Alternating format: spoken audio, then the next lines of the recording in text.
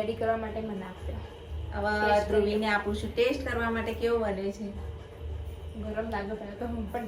Welcome to Gujarati વાનગી. તો આજની આપણી રેસીપી છે મસ્ત મજાના ગળ્યા પુલાવ બનાવીશું બાસમતી રાઈસથી.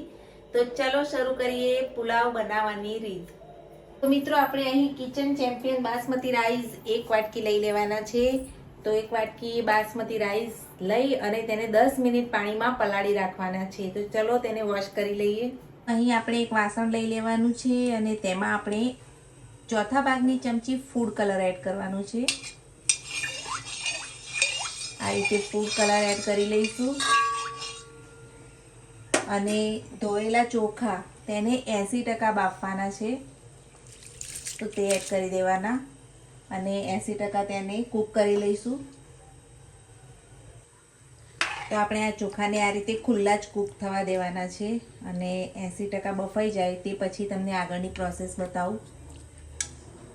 તમને હું બતાવું છું ઇન્ગ્રેડિયન્ટ્સ જે આપણે મીઠા પુલાવમાં એડ કરવાના છે. તો અહીં મેં દ્રાક્ષ લઈ લીધી છે, તેને વોશ કરી લીધી છે અને અહીંયા જુઓ ચારોળી, બદામ અને કાજુ તેને આ રીતે ઝીણા કટ કરી લેવાના છે અને જરૂર મુજબ સુગર લઈ લઈશું. જેટલા ગળ્યા તમારે કરવા હોય ભાત તે પ્રમાણે સુગર લઈ લેવાની. અને અહીં જુઓ દૂધ લેવાનું છે અને દૂધની અંદર આપણે કેસરના તાંતણા એડ કરવાના છે. વઘાર માટે આપણે લવિંગ, તજ અને ઇલાયચી લઈ લેવાના છે. તો આ ઇન્ગ્રેડિયન્ટ્સ આપણે રેડી રાખવાના જ્યાં સુધી આપણા રાઈસ કૂક થઈ જાય તે પછી આગળની પ્રોસેસ બતાવીશ. તો તમે જોઈ શકો છો 80% રાઈસ કૂક થઈ ગયા છે આપણા. હવે આપણે આ વધારાનું પાણી છે રિમૂવ કરી દઈશું. રીતે એક ચાળણી લઈ તેમાં આપણે આ ચોખાને લઈ લેવાના છે.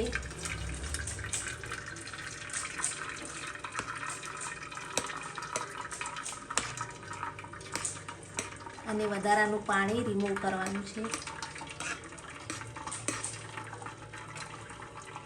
મિત્રો જોઈ શકો છો સરસ મજાનો યલો કલર આવી ગયો છે આપણા ભાતમાં. તો ચલો હવે વઘારવાની પ્રોસેસ બતાવું. સાદા પુલાવ બનાવો ત્યારે એક વસ્તુનું ધ્યાન રાખવાનું કે આ જે ચોખા આપણે ચાળણીમાં લીધા વધારાનું પાણી રિમૂવ કરવા માટે, તો તેને આ રીતે 10 થી 15 મિનિટ રાખી મૂકવાના છે. બધું પાણી રિમૂવ થાય તે પછી જ આપણે પુલાવ બનાવીશું. હવે એક તપેલું લઈ તેમાં આપણે 2 થી 3 મોટા ચમચા ભરીને ઘી લઈ લેવાનું છે અને આ ઘીને ગરમ થવા દેવાનું છે. તો જોઈ શકો છો આપણું ઘી ગરમ થઈ રહ્યું છે. હવે આ ઘીમાં તજ, લવિંગ અને ઇલાયચી એડ કરી દેવાના અને આપણે તેને આ રીતે ઢાંકણું ઢાંકી દેવાનું કારણ કે લવિંગ ફૂટતા હોય છે. હવે તેમાં આપણે દ્રાક્ષ એડ કરી દેવાની છે ઘીમાં. કાજુ, બદામ અને ચારોળી એ પણ એડ કરી દઈશું. હવે આ બધાને ચમચાથી મિક્સ કરી લેવાનું છે. હવે આપણે આ જે રાઈસ આપણે કૂક કર્યા હતા તે એડ કરી દેવાના. તેમાં હવે આપણે શુગર એડ કરી દઈશું. જેટલો ગળ્યો તમારે પુલાવ બનાવવો હોય તેટલી શુગર એડ કરવી. સાથે સાથે કેસરવાળું દૂધ મિક્સ કરી દઈએ અને તેમાં એડ કરી દઈએ. એ આપણે સારી રીતે મિક્સ કરી દેવાનું છે.